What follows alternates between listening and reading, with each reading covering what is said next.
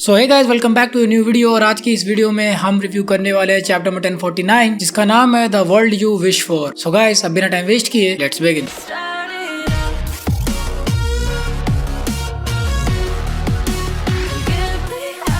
तो सबसे पहले हम बात करते हैं इस चैप्टर के कवर पेज की। Now before starting the video, मेरे ख्याल से आप लोग फिल्म रेड वाली पेटिशन को भूल गए हो तो प्लीज जाके उसको साइन कर दो। उसका लिंक डिस्क्रिप्शन में है। ऑल्सो जो ट्वीट है उसको भी रीट्वीट कर दो। दोनों के लिंक्स आपको डिस्क्रिप्शन में मिल जाएंगे। जितना हो सके उतने साइंस और ट्वीट्स लेके आओ, नहीं तो ये फिल्म इंडिया में नहीं आने वाली। Now let's get on with the video. तो सबसे पहले हम बात करते हैं कवर पेज के बारे में। इस वाले कवर पेज में हम देख सकते हैं कि जिस बुक में इचिजी और योनजी कैद थे उस बुक को जला दिया गया है। ये वही वाली बुक है जिसमें लूफी और नामी को पकड़ के रखा गया था। तो मुझे ऐसा लगता था कि अगर इस बुक को कुछ होगा तो शायद इस बुक में जो कैद है वो लोग मर जाएंगे, बट इसका जस्ट उल्टा हुआ। तो ये दोनों अभी फिलहाल के लिए फ्री हो गए एंड आई एम क्यूरियस कि आखिर इस बुक को आग किसने लगाई और अब ये दोनों यहाँ पे क्या बवाल मचाने वाले हैं। बात करें चैप्टर के टाइटल की, तो इस चैप्टर का टाइटल है the world you wish for, जिससे बेसिकली आपको यही पता चलता है कि इस चैप्टर में लूफी आपको अपना ड्रीम बताएगा कि वो किस टाइप का वर्ल्ड बनाना चाहता है ना। अगर हम बात करें मांगा की, तो ये वाली मांगा बहुत ही गजब की थी। इट वॉज लाइक ऑमलेट के ऊपर काला नमक डाल के खा रहे भाई, इतना ज्यादा सही लग रहा था। Because the conclusion to the fight with that pinch of little bit of back story, सच में मजा आ गया। खैर, इसी वजह से हमने काफी सारी चीजें नोटिस की इस चैप्टर में। तो चलिए उन चीजों के बारे में भी बात करते हैं।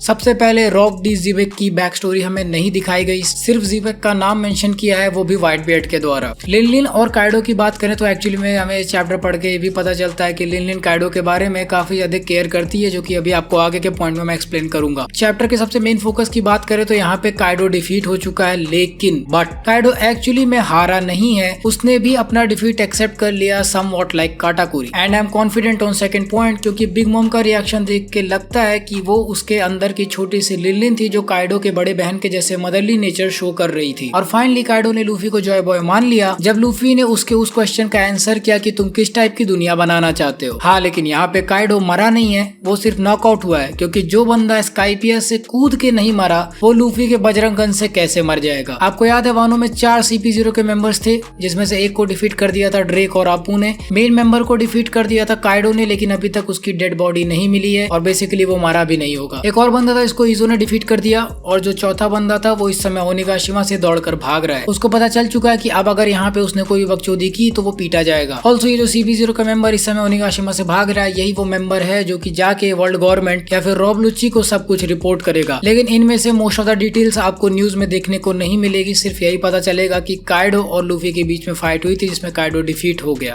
ऐसा इसलिए होगा क्योंकि वर्ल्ड गवर्नमेंट इतनी बड़ी न्यूज बाहर नहीं फैला सकती पब्लिक में कि एक और काफी बड़ा सा पायरेट इस दुनिया में अब एग्जिस्ट करने लगा है। अब हम आते हैं काइडो के बैक स्टोरी पे। तो यहाँ पे वोडका टाउन को मेंशन किया गया कि काइडो एक्चुअली में वोडका टाउन से बिलोंग करता है। वोडका टाउन एक वॉर बेस्ड कंट्री है जिसमें बहुत ज्यादा पॉवर्टी है और ये टाउन साउथ ब्लू में एग्जिस्ट करता है। हम सोचते थे कि वोडका टाउन में दारू और रशियन लड़कियां मिलती होंगी, बट ऐसा कुछ भी नहीं हुआ। वोडका टाउन एक्चुअली में इतना गरीब है कि वहाँ के लोग इवन बच्चे भी फाइट और वॉर में जाते हैं ताकि उन्हें थोड़ा बहुत खाना और पैसा मिल सके। स्ट्रॉन्ग सोल्जर्स को नेवी को भेज दिया जाता है ताकि वो सेलेस्टियल ड्रैगन्स को प्रोटेक्ट कर सके, इवन इफ अगर वो सोल्जर्स बच्चे हों। और इसीलिए काइडो सेलेस्टियल ड्रैगन्स को बहुत ही ज्यादा हेट करता है। काइडो का सेलेस्टियल ड्रैगन्स को हेट करना एक रेफरेंस है गार्ब से, क्योंकि गार्ब भी एक्चुअली में सेलेस्टियल ड्रैगन्स को हेट करता है। गार्ब भी उनके कुत्ते जैसा नहीं है, इवन दो वो एक मरीन है। काइडो के वोडका टाउन की बात करें तो भी व्हाइट बियर्ड के होम टाउन से सिमिलरिटी शो करता है, जहाँ पे व्हाइट बियर्ड के होम टाउन में भी पॉवर्टी थी। और एक्साइटिंग फैक्ट ये भी है कि व्हाइट बियर्ड ने ही एक्चुअली में काइडो को हाचिनोसु पे इनवाइट किया था रॉक्स को ज्वाइन करने के लिए। नोटिस करो कि इस एक पर्टिकुलर पैनल पे जहाँ पे मांगा का ट्रांसलेशन है, वहाँ पे अगर आप क्लोजअप में नोटिस करोगे तो 2 मिडिल फिंगर्स आपको देखने को मिलेंगे, जहाँ से ओडा आपको ये दिखाना चाहते हैं कि Kaido doesn't give a fuck about rocks. वो वहाँ पर सिर्फ अपने पर्सनल गेन्स के लिए है, जो कि है सेलेस्टियल्स को डिफाई करना। लेकिन यहाँ पर ओडा ने इस मिडिल फिंगर को क्यों छुपाया? वेल, इसका एक बहुत बड़ा रीजन है कि वन पीस एक शोनेन मांगा है जिसमें ऐसी चीजें आप नहीं दिखा सकते। काइडो की फर्स्ट बाउंटी भी हमें इस चैप्टर में रिवील की जाती है, जो कि 70 मिलियन बेरीज। वहीं लूफी की फर्स्ट बाउंटी थी 30 मिलियन बेरीज। काइडो को अराउंड 18 बार पकड़ा गया था। हमें ऐसा लगता था कि काइडो को बिग शॉट्स हर बार डिफीट करके कैप्चर करते थे like Garp and Sengoku, but ये बिल्कुल ही गलत है। जब भी काइडो को भूख लगती थी तो वो मरीन्स के पास चला जाता था ताकि उसे थोड़ा खाना मिल जाए। लेकिन हाँ, एक बार काइडो को जरूर किसी स्ट्रॉन्ग आदमी ने डिफीट किया था, क्योंकि तभी वेगापंक ने उसका डीएनए निकाला था ताकि वो काइडो के डेविल फ्रूट का एक क्लोन बना सके। भले ही वेगापंक ने बोला था कि ये फ्रूट एक फेलियर है, लेकिन ये उसने ऑन पर्पस किया था ताकि काइडो के जैसा डेविल फ्रूट वर्ल्ड गवर्नमेंट के हाथ ना चला जाए। अगर आप ये सोच रहे हो कि आखिर वेगा ने कैसे, आप ये भी सोच रहे होंगे कि आखिर वेगापंक ने कैसे उस फ्रूट में एक सोल डाला, क्योंकि गोरोसे के अकॉर्डिंग जोआन फ्रूट्स में भी एक अपना दिमाग होता है। खैर उस फ्रूट में समहाउ एक माइंड तो था, इसीलिए मोमो ने उस पूरे लैब में उस फ्रूट को ही खाया जो कि एक्चुअली में एक सील्ड केज में था। He could have drank other drugs जैसे कि जायंट ड्रग जो कि चॉकलेट के फॉर्म में वहाँ पड़ा हुआ था, बट उसने सिर्फ उस फ्रूट को ही चूज किया क्योंकि उस फ्रूट ने भी मोमो को ही चूज किया था। ऑल्सो वो आखिरी बार था जब काइडो पकड़ा गया था, क्योंकि उसके बाद उसको किंग भी मिल गया था एंड इसके बाद काइडो कभी भी मरीन्स के द्वारा पकड़ा नहीं गया। वैसे अगर आप नोटिस करोगे पेज नंबर 2 के लेफ्ट साइड को, तो वहाँ पर आपको 3 पैनल्स दिखेंगे, एक के नीचे एक आपको काइडो के पैनल्स देखने को मिलेंगे जो कि एक्चुअली दर्शाता है कि काइडो कैसे बड़ा हुआ। जहाँ राइट साइड पे मोस्टली आपको स्टोरी दिखेगी, वहीं लेफ्ट साइड में आप काइडो को बचपन से लेके टीन एज तक बड़ा होते हुए देख सकते हो। फाइनली हम काइडो को हाचिनोसु पे देखते हैं जहाँ पे वैसे भी कोई लॉ और रूल्स है नहीं, तो काइडो वहाँ पर जाके सभी को पीटने लगता है, जो कि व्हाइट बियर्ड भी नोटिस करते हैं और उनके एक्सप्रेशन को देख के लगता है कि व्हाइट बियर्ड को काइडो की हरकतों से कोई भी फर्क नहीं पड़ता। वो उसको कैजुअली बोलने की चूतिए, सुन तुझे रॉक ने बुलाया है, जाके मिल ले। यहाँ से अंदाजा लगा लो कि अगर काइडो ने व्हाइट बियर्ड से बकचोदी की होती उस समय, तो व्हाइट बियर्ड उसे वहीं खत्म कर दिए होते। दिस एक्सप्लेन्स कि white beard was a lot stronger than Kaido. जब रॉक पायरेट्स खत्म हुए थे तो सिर्फ गार्प का ही नाम सामने आया था, रॉजर का नाम कहीं भी देखने को नहीं मिला। अभी ऐसा क्यों हुआ? इट इज बेसिकली क्योंकि उस आइलैंड से न्यूज बाहर कभी नहीं गई, तो वर्ल्ड गवर्नमेंट ने उस न्यूज को अपने अकॉर्डिंग मैनिपुलेट कर लिया था। ऑल्सो एक चीज और, रॉक पायरेट्स के डिफीट होने का कारण ये था कि उनमें से किसी एक ने पूरे क्रू को धोखा दिया था। अगले पैनल में आप देखोगे तो बिग मॉम भी काइडो को खोज रही है। तो यहाँ पे दो चीजें हो सकती है। सबसे पहली कि हो सकता हो कि काइडो ने रॉक्स को बिट्रे किया हो, but this is impossible cause Roger and Garp both celestial dragons को प्रोटेक्ट कर रहे थे, जिसको काइडो बहुत ही ज्यादा हेट करता है। तो काइडो रॉक्स को बिट्रे नहीं करेगा क्योंकि दोनों का गोल सेम था। दूसरी चीज हो सकती है कि काइडो ने इन दोनों में से किसी न किसी के साथ 1 वर्सेस 1 किया था और जिसके साथ भी लड़ा उसने काइडो को चोट के सुला दिया। इसीलिए बिग मॉम उसे ढूंढ रही थी ताकि बिग मॉम उसे बचा सके।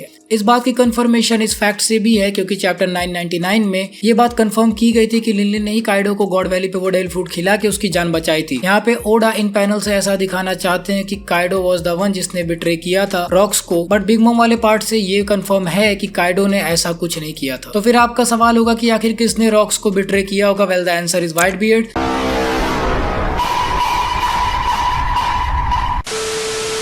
वहाँ पे रॉजर ने व्हाइट बियर्ड से बात किया होगा that you are searching for a family, you aren't a murderer, जो कि सेलेस्टियल ड्रैगन्स को मारेगा। तो व्हाइट बियर्ड ने रॉक्स को बिट्रे किया एंड इसीलिए रॉक्स फेल अपार्ट। शायद इसीलिए काइडो व्हाइट बियर्ड से लड़ने गया होगा, लेकिन वी नो कि व्हाइट बियर्ड का 1-2 हाथ पड़ा होगा और काइडो वहाँ पे आधमारा हो गया होगा, क्योंकि मुझे पता है कि रॉजर और गार्प एक बच्चे को इतनी बेरहमी से तो नहीं मारेंगे। That is also the sole reason कि काइडो व्हाइट बियर्ड की रेस्पेक्ट करता है, क्योंकि Whitebeard was the only one जिसने काइडो को डिफीट किया था। वैसे किंग की बात करें तो किंग एक लुनारियन है और वो भी जॉय बॉय का वेट कर रहा है। तो क्या इसका मतलब ये है कि लुनारियन कम्युनिटी भी समहाउ कनेक्टेड है जॉय बॉय से? आज तक हमें सिर्फ यही पता था कि ओडेन को वानो के गेट्स ओपन करने हैं, बट ये नहीं पता था क्यों। आज फाइनली पता चल गया कि आखिर क्यों ओडेन चाहता है कि वानो के गेट्स ओपन हो जाएं, और ऐसा इसलिए है ताकि जॉय बॉय वानो में आ सके। लेकिन ये ट्रांसलेशन गलत भी हो सकती है, और अगर ऐसी कोई गलती हुई है तो मेरे अकॉर्डिंग ओडेन चाहता है कि वानो तब ओपन हो जब जॉय बॉय वहां पे आए, ना कि उसके लिए ओपन हो, क्योंकि शायद जॉय बॉय को वानो से कुछ काम हो सकता है। वैसे भी वानो एशियन किंगडम से बहुत ही ज्यादा कनेक्टेड है। वैसे अगर आप जोरो और सांजी को लेकर परेशान है तो जोरो फ्रांकी के काबिल हाथों में है, लेकिन अभी तक उसको होश नहीं आया है। सांजी अभी भी लड़कियों के साथ गच्च है, so no worries. Last chapter में जो काइडो को लेके कंफ्यूजन थी कि उसके 2 अलग अलग सीन्स दिख रहे हैं, जहाँ पे एक बार वो मुंह खोला हुआ है तो एक बार उसका मुंह बंद है, तो वो बात भी क्लियर हो गई है। सो फ्लेम ड्रैगन कोई ट्रांसफॉर्मेशन नहीं है, काइडो खुद को बहुत ही गर्म फ्लेम से कवर कर लेता है एंड दैट इज वाई एक पैनल में हमें दिखता है कि काइडो मुंह खोल के लूफी को काटने जा रहा है और दूसरे पैनल में दिखता है कि काइडो का मुंह बंद है। तो जो फ्लेम कवर है काइडो के ऊपर, उसका मुंह खुला हुआ है, और जो ओरिजिनल काइडो की बॉडी है जो कि फ्लेम्स के अंदर है, वो नॉर्मली उसका मुंह बंद था। इसीलिए इस चैप्टर के भी फर्स्ट पैनल में ऐसा लगेगा कि काइडो लूफी का हाथ खाने जा रहा है, जबकि वो एक्चुअली में इस फ्लेम ड्रैगन के अंदर बैठा हुआ है, जस्ट लाइक सुसानो, जहाँ सासुके सुसानो के बॉडी के अंदर रहता है। बात करें चोमोनोसुके के बारे में तो अब जाके उसने फाइनली अपने खुद के फ्लेम क्लाउड्स बनाए हैं। वो साला इतना चोमू है कि ओनिगाशिमा को काइडो के फ्लेम क्लाउड से कंट्रोल करने की कोशिश कर रहा था, जबकि उसको अपना खुद का बनाना चाहिए था, तब न जाके वो ओनिगाशिमा को कंट्रोल कर पाएगा। वो बार बार काइडो के फ्लेम ड्रैगन्स को खींचे जा रहा था। चूतिया साला बस स्क्रीन टाइम खाने आया है। फाइनल पैनल्स की बात करें तो लूफी और काइडो कहाँ गिरे ये नहीं पता हमें। पॉसिबली वो फ्लावर कैपिटल के पीछे जो माउंटेन है वहाँ पर गिर सकते हैं, क्योंकि फ्लावर कैपिटल में वो दोनों कहीं नहीं दिख रहे हैं। ऑल्सो लूफी ने अपना ड्रम्स ऑफ लिबरेशन दोबारा एक्टिवेट नहीं किया, so I guess he is almost down. So guys, अब एक ब्रीफ ओवरव्यू के बाद हम ब्रेक डाउन करते हैं चैप्टर को सीन बाय सीन में। तो अगर आपने अभी तक ये वाला चैप्टर नहीं पढ़ा तो इसे जल्दी से पढ़ लो या फिर साइड में खोल लो ताकि आपको ये वाला वीडियो ठीक से समझ में आ जाए। सो ये वाला चैप्टर भी वहीं से पिकअप करता है जहाँ पे हमारा लास्ट वाला चैप्टर खत्म हुआ था, जहाँ पे लूफी काइडो को पंच करने वाला था और हम सभी लोग यही सोच रहे थे कि अब लूफी के हाथ का क्या होगा, बिकॉज काइडो एक फ्लेम ड्रैगन में ट्रांसफॉर्म हो गया था। सो लूफी का पंच काइडो को स्ट्राइक करता है एंड देख के ऐसा लगता है कि काइडो ने लूफी का हाथ ऑलमोस्ट खा लिया है। काइडो यहाँ पे बोलता है बहुत सही मोगीवारा, ये बात तो माननी पड़ेगी कि आज रात तुमने बहुत कारनामे किए हैं, लेकिन तुम कभी भी इस दुनिया को बदल नहीं पाओगे। और जैसे ही काइडो ये बात बोलता है, एक बहुत ही इंटरेस्टिंग सा फ्लैशबैक चालू हो जाता है जो कि हम योंको सागा में एक्चुअली एक्सपेक्ट करते हैं, जहाँ पे हमें हर एक योंको के पास्ट के बारे में पता चलता है। यहाँ पे हम देखते हैं कि एक बच्चे ने पूरा तोड़ फोड़ मचा रखा है और आसपास आग लगी हुई है और लोग बोल रहे हैं कि भले ही वो सिर्फ 10 साल का हो पर ये बच्चा काइडो स्ट्रॉन्गेस्ट सोल्जर है। फिर उसके बाद हमें फर्स्ट लुक मिलता है किड काइडो का, मतलब जब काइडो सिर्फ 10 साल का था और वो यहाँ पे बोल रहा है कि अभी उसके अंदर और भी खुजली हो रही है तोड़ फोड़ मचाने को। इसके बाद हमें दिखता है 46 साल पहले का टाइमलाइन, जहाँ पे हम वॉडका किंगडम को देख सकते हैं। यहाँ पे उस किंगडम के किंग ने बोला था कि वॉर के अलावा उनके पास कोई और चॉइस नहीं है। होता क्या कि वॉडका किंगडम को सेलेस्टियल ड्रैगन्स को कुछ ना कुछ हर हफ्ते पे करना पड़ता है वसूली की तरह से, और अगर वो ये चीज नहीं करेंगे तो उनकी पोजीशन इस दुनिया में नेग्लिजिबल हो जाएगी। इसके बाद हमें अगले पैनल में फर्स्ट लुक मिलता है टीनेज काइडो का, जहाँ पे वो बोलता है कि आखिर सेलेस्टियल ड्रैगन्स को इतनी दादागिरी करने कौन दे रहा है। यहाँ पे लोग काइडो से बोलते हैं कि अपना मुंह बंद रख वरना तू हम सबके लिए प्रॉब्लम्स क्रिएट कर देगा। इसके बाद हम आगे की स्टोरी में देखते हैं कि वहाँ के किंग ने एक्चुअली में काइडो को ऑफर कर दिया नेवी को, और वॉडका किंगडम के किंग ने ये एक्सक्यूज दिया है कि उनकी कंट्री काइडो जैसे आदमी को हैंडल नहीं कर पा रही है। हम यहाँ पे देख सकते हैं कि इवन टीनेज काइडो भी मरीन्स के हाइट का 2 गुना है। यहाँ पे काइडो बोलता है कि क्या तुम लोग चाहते हो कि मैं गवर्नमेंट का कुत्ता बन जाऊं। फिर हमें मरीन सोल्जर का भी एक पैनल दिखता है जहाँ पे वो बोलता है कि वॉडका किंगडम के किंग ने अगर काइडो को हैंड डाउन कर दिया तो वर्ल्ड गवर्नमेंट का ये प्रॉमिस है कि उसे रेवरी पे एक सीट दी जाएगी। इस पे काइडो बोलता है कि तुम लोग ये क्या कर रहे हो, मैं कोई सौदे की चीज नहीं हूँ। इसके बाद हम देखते हैं कि आखिर काइडो को अपनी फर्स्ट बाउंटी कैसे मिली और वो क्रिमिनल कैसे बना। तो जिस नेवी शिप में काइडो को लेके जाया जा रहा था, काइडो वहां से तोड़फोड़ करके भाग निकला एंड इसके बाद काइडो को अपनी फर्स्ट बाउंटी मिली जो कि थी 70 मिलियन बेरीज। हमें नेवी वाले ये भी बताते हैं कि कई बार उन्होंने काइडो को पकड़ा है और वो हर बार भाग जाता है। इसका रीजन ये है कि जब भी उसे भूख लगती है वो नेवी को सरेंडर कर देता है। उसके